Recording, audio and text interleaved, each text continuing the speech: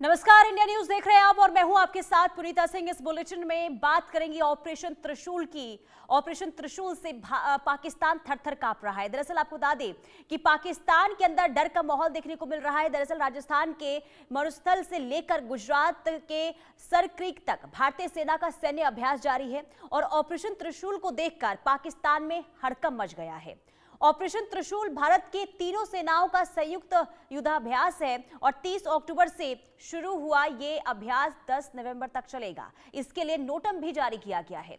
Bharat Pak border पर 13 दिन तक चलने वाले ये युद्धाभ्यास अब तक का सबसे बड़ा युद्धाभ्यास है और इसमें तीनों सेनाओं के 30,000 जवान संयुक्त रूप से शामिल है। बॉर्डर पर भारत की तीनों सैन्य शक्तियों का एक साथ अपना पराक्रम दिखाई दे रहा है और भारत के पश्चिमी तट के पास रणनीतिक हलचलें भी काफी तेज हो गई है।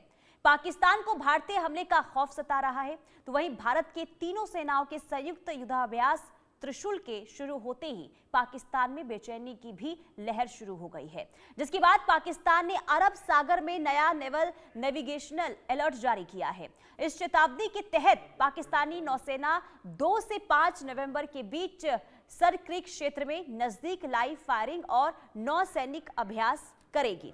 कुल मिलाकर देखिए, ऑपरेशन सिंदूर के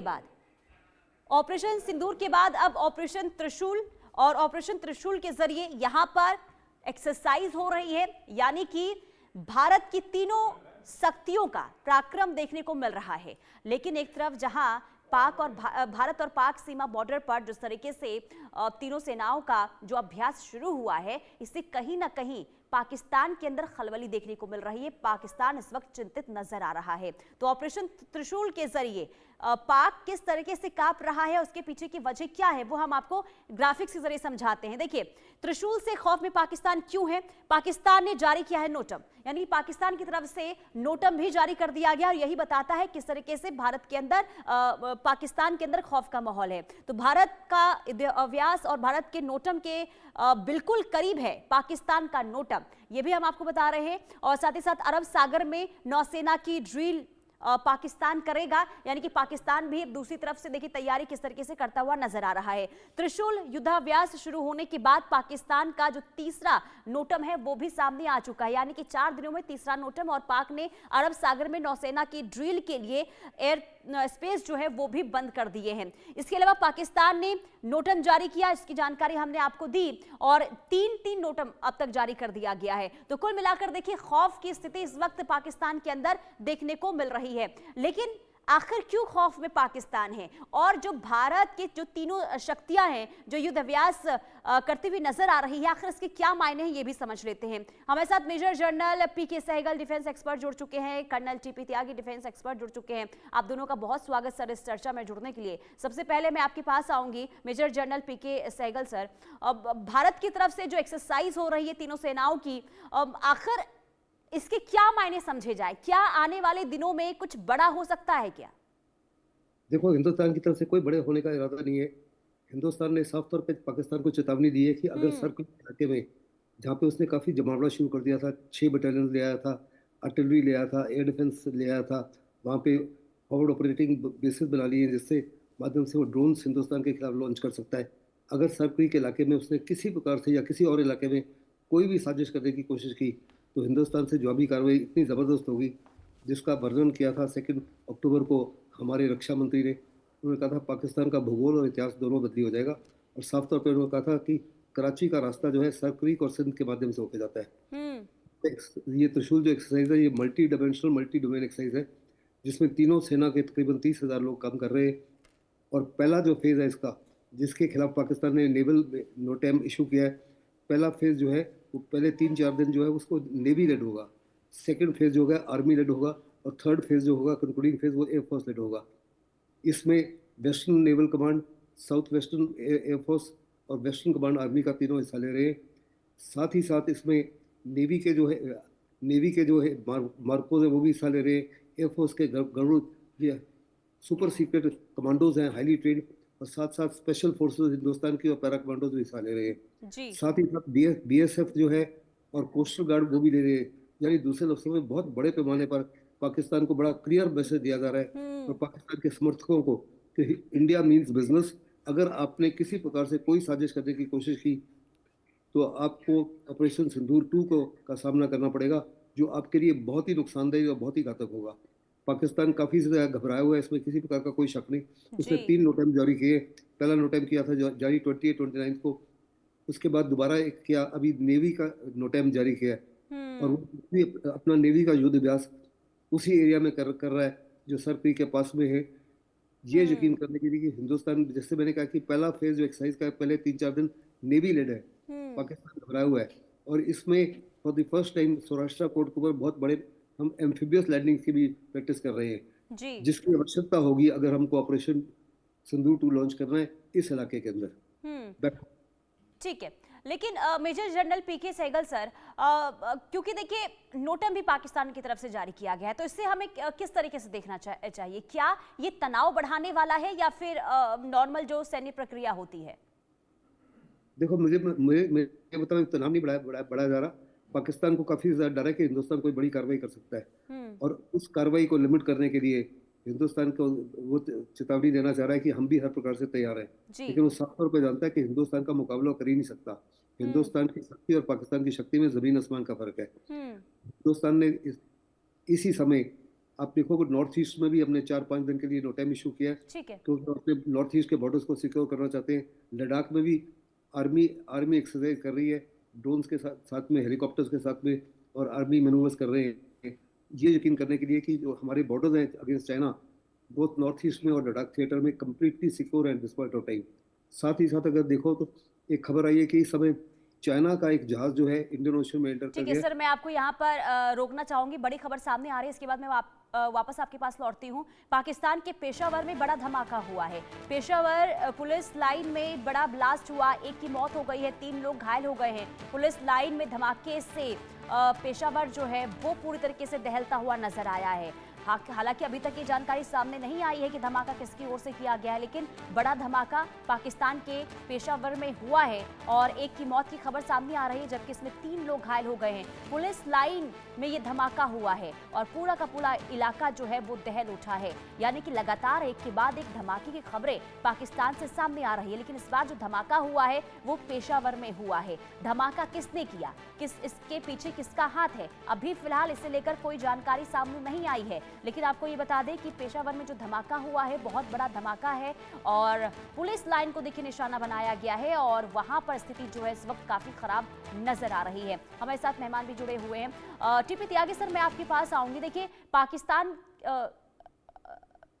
ठीक है, जाएंगे हम अपने मेहमानों के पास, लेकिन उससे पहले मैं आपको एक बार फिर से जानकारी दे दूं कि देखिए पाकिस्तान के पेशावर में धमाका हुआ है, बड़ा धमाका, और इस धमाके के बाद एक की जान जाने की अब तक खबर सामने आई है। हो सकता है कि आंकड़ों में इजाफा भी हो, लेकिन अब तक एक की मौत, 3 लोग घायल हो गए हैं और पुलिस लाइन में धमाका हुआ, जिसके बाद स्थिति वहां पर बहुत ज्यादा दयनीय बनी हुई है, खराब हो गई है, क्योंकि लगातार पाकिस्तान में देखिए बीते कुछ दिनों से एक के बाद एक धमाके हो रहे हैं, जिसके पीछे टीटीपी का हाथ और बीएलए का हाथ बताया जा रहा है।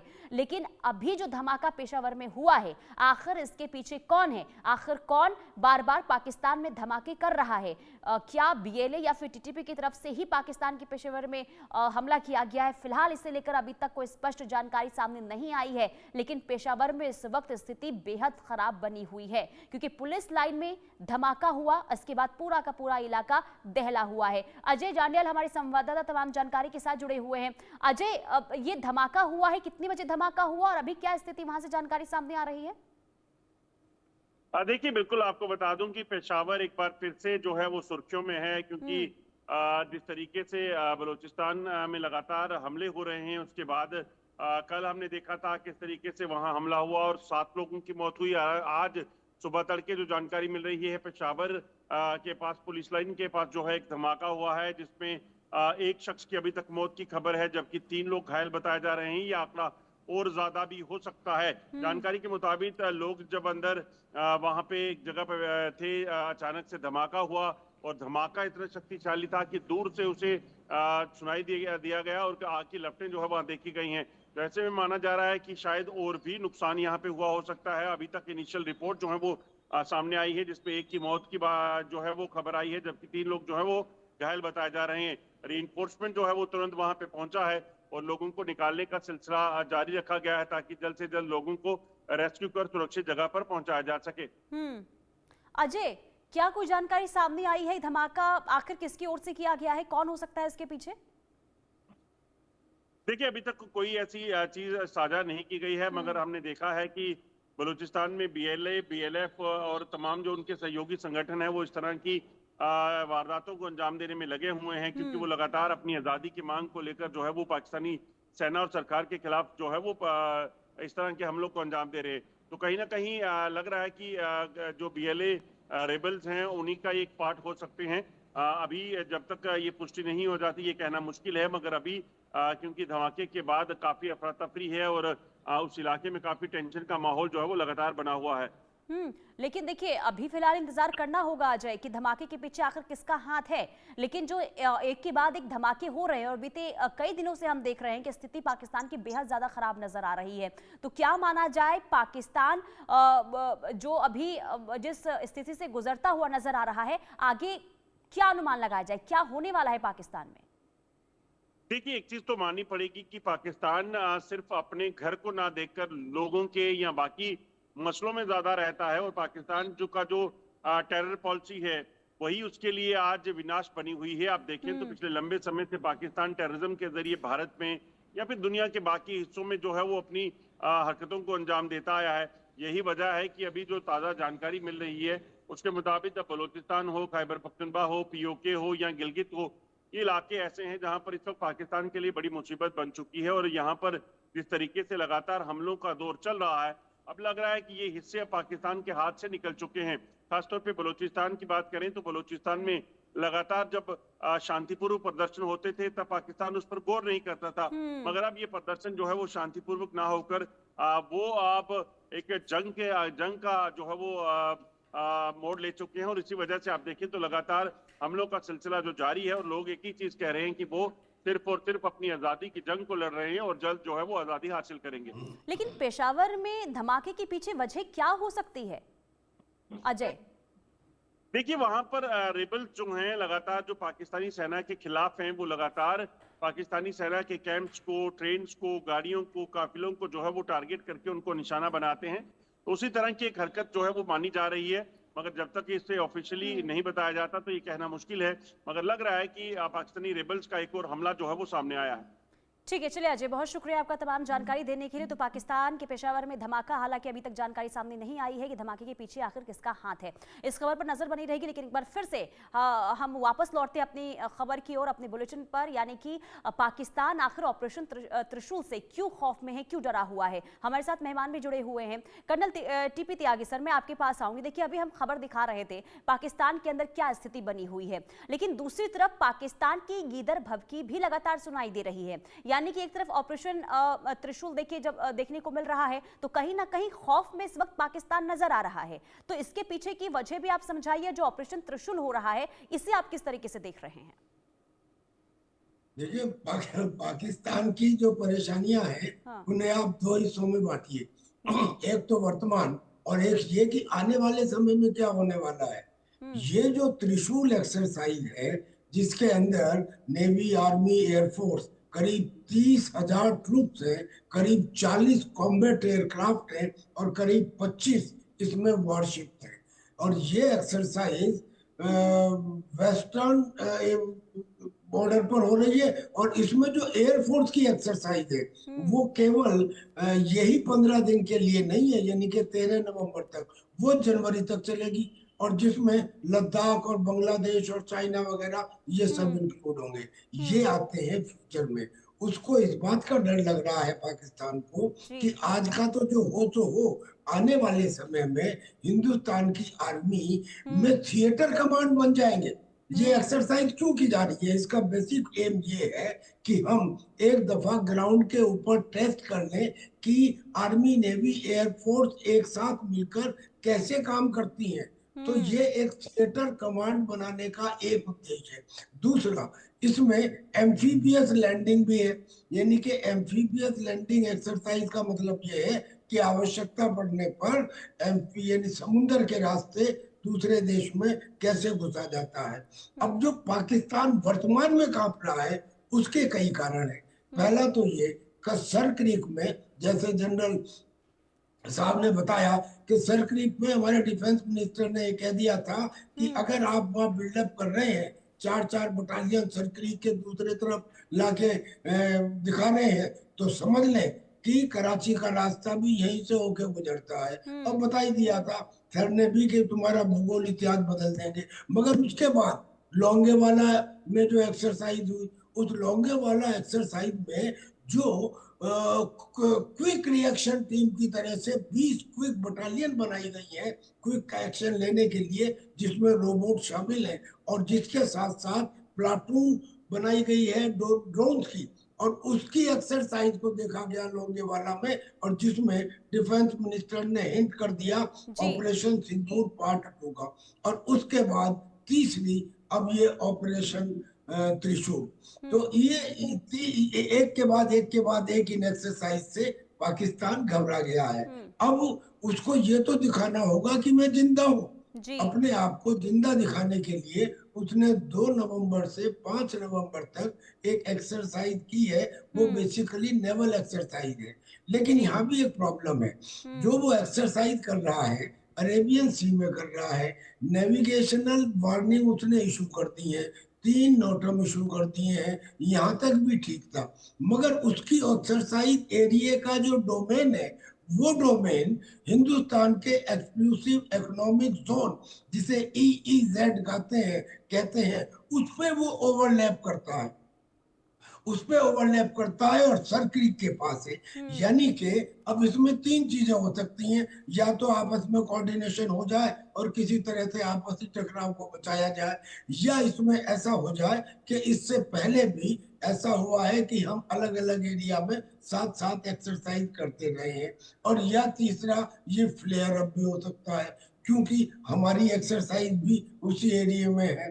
कुल मिला के स्थिति ये है कि हिंदुस्तान ने अपनी ताकत को बियॉन्ड एनी डाउट वहां पे एस्टेब्लिश कर दिया है, दिखा दिया है, इंटीग्रेशन दिखा दिया है, तीनों सेनाओं का यूनिजन दिखा दिया है। और अब इसके सामने पाकिस्तान दिखाने के लिए अलबत्ता नेवल एक्सरसाइज कर रहा है, मगर समझ चुका है।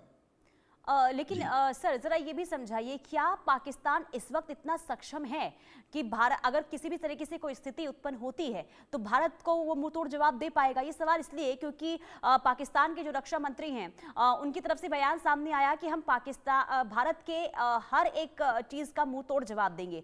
तो जो स्थिति पाकिस्तान के अंदर बनी हुई है, क्या इसके बाद लग रहा है कि पाकिस्तान इतना मजबूत है भारत के सामने? देखिए, हारता हुआ सेनापति भी कभी कमजोर बयान नहीं देता। कोई आदमी, कोई डिफेंस मिनिस्टर ये नहीं कहेगा कि हम मुसीबत में हैं, वो यही कहेगा कि हाँ मेरी सेना सबसे बेस्ट है। लेकिन चीजें ग्राउंड के ऊपर वेरीफाई की जाती हैं। अब आज की तारीख में ये दुनिया को दिखाई दे रहा है कि हिंदुस्तान की ताकत को तो छोड़ ही दीजिए, जो जिसके सामने वो ठहरता ही नहीं है। पर मान लीजिए वो कहता है कि जी मैं हिंदुस्तान के साथ में लड़ लूंगा, तो भाई तुम तो इंटरनली इतने घिरे हुए हो। बलूचिस्तान लिबरेशन आर्मी जो रोजाना उनके 5, 7, 10 सिपाहियों को मार रही है, और जो एक एक दिन में 2, 3 अटैक कर रही है। तहरीक तालिबान पाकिस्तान, अब ये तहरीक तालिबान पाकिस्तान को मामूली ना समझे, ये कोई होमोजीनियस यूनिट नहीं है जी।